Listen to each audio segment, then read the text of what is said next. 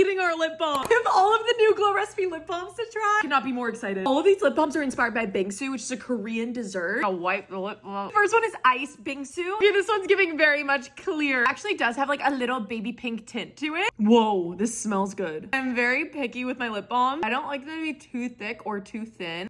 I feel like this one has like a light strawberry scent, nothing crazy. Next up, we have watermelon. I think I'm the most excited to try the strawberry. Oh, definitely has color.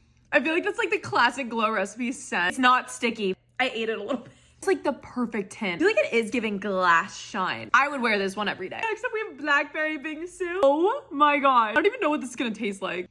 Ooh. That color is gorgeous. I feel like you could add more. I feel like for a night out, I would love this one. I don't leave the house. I ate it again. Lastly, we have strawberry bingsu. I am the most excited about this one.